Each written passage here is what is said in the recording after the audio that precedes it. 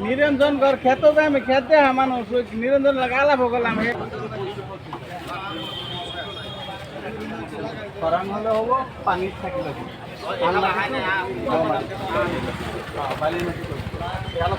হয় যিকোনো মাটি যিকোনো পৰিৱেশত প্ৰডাকশ্যন কিমান হ'ব 28-30 মান আহিব যদি ভালকৈ যত্ন কৰে আৰু সময়ো বেলেগ ধানতকৈ 5-7 দিন কম লাগিব বেছি নালাগে এইটো 4.5 মান আহিব 5 মাহ নালাগে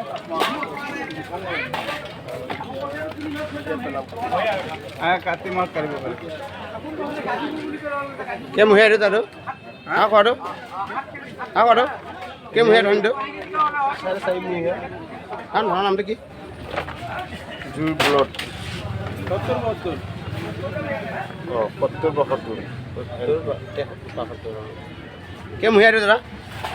4.5 মহীয়া 4.5 মহীয়া ধান কেনেকা ধান 22 মুঠি ধান মিডিয়াম মোটা বিধমান হা আৰু মিডিয়াম মোটা ধান চোৱা ধান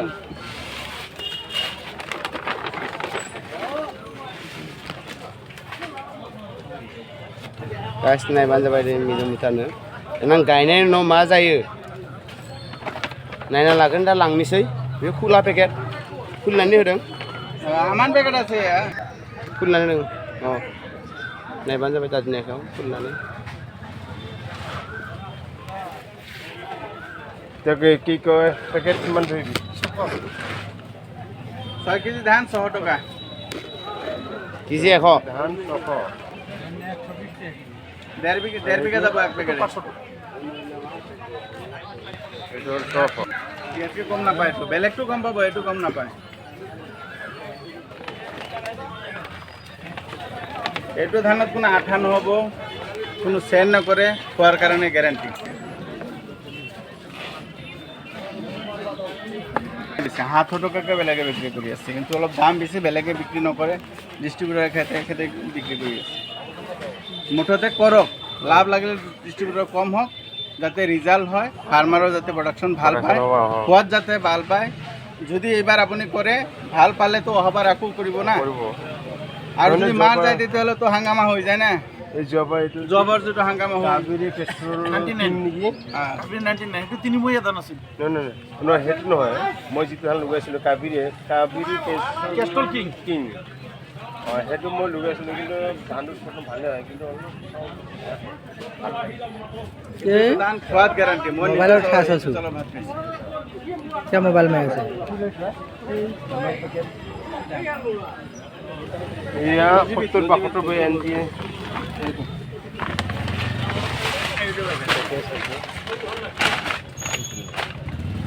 দাম বোলে 100 টকা ধানটো লাৰি শাক ওলাই শাক কেইটামান বহুত ভাল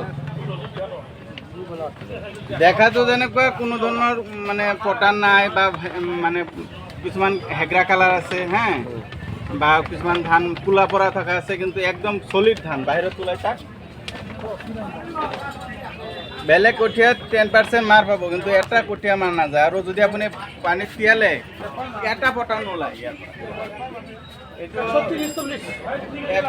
4.5 মাহ সময় লাগে হ্যাঁ 35 পৰা 140 দিন সময় লাগে 140 দিন হ'লে ধৰক 31 মাহ আছে 30 মাহ আছে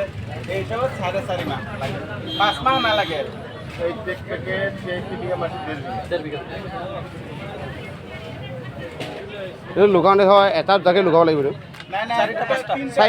3টা 4টা 5টাকে ধৰ 3 কেজি 4 কেজি যাব 1 বিঘা 4-5টা 6টাকে ধৰ এনেকৈ লুকাব লাগে 4টা বা 5টা হাইছ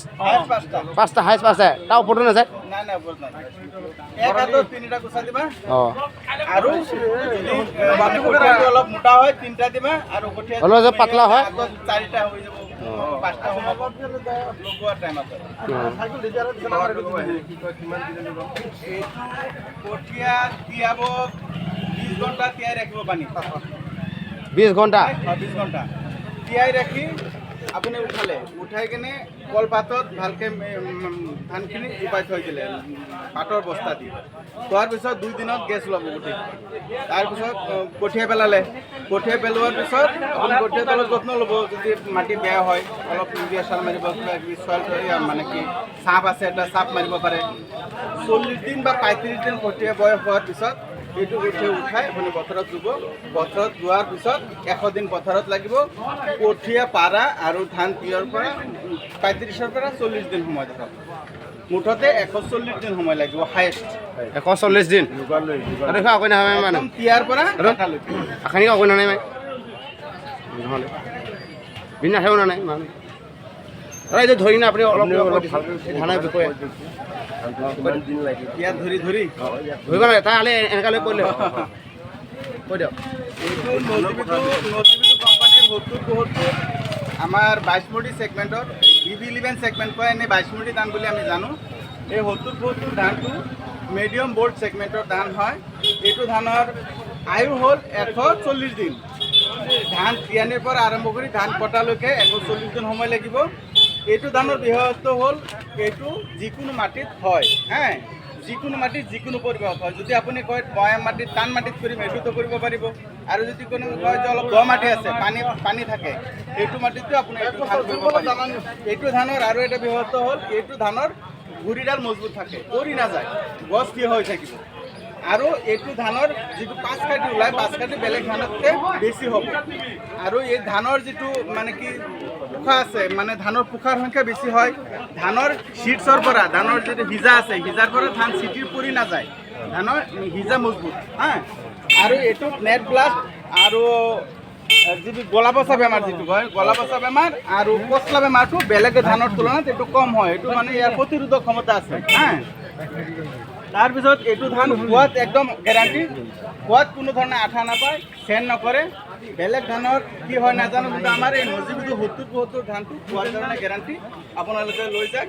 যদি কিবা খেতিত কিবা অসুবিধা পায় আমাক কণ্টেক্ট কৰিব মোৰ নাম্বাৰ হ'ল 7002966630 যিকোনো মুহূৰ্তত মোক কণ্টেক্ট কৰিব মই আপোনালোকৰ খেতিত যাম মই যিমান পাৰোঁ সিমান মই পৰামৰ্শ দিম আৰু মই যদি এই বস্তুটো সলিউশ্যন দিব নোৱাৰি মোৰ ওপৰ কৰ্তৃপক্ষ আছে বা আমাৰ কোম্পানীৰ R&D আছে লেবৰেটৰী আছে প্ৰচেছিং প্লাণ্ট আছে সেইবিলাকত আমি যোগাযোগ কৰি হ'লে আপোনালোকক সুপৰামৰ্শ দিম আৰু ইয়াৰ প্ৰতিৰোধৰ ব্যৱস্থা কৰিম যদি কিবা সমস্যা পায় হা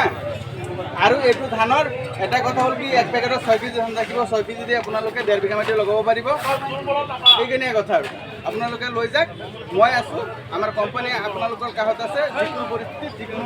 আপোনালোকক সহযোগ কৰিম আৰু মই ইয়াৰে লোকেলে হয় যিকোনো পৰিস্থিতিত আপোনালোকক ছাপোৰ্ট দিম বুলি মই কথা দিছোঁ থেংক ইউ এক মিনিট কৈ দিব মোৰ নাম্বাৰটো মই কৈছোঁ ভিডিঅ'ত আছে কৈছোঁ কোৱা হৈছে গাইছ দেই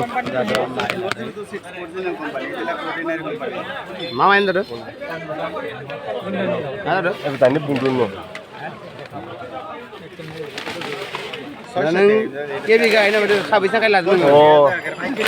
4.5 বিঘা 4 বিঘা চিনি গাই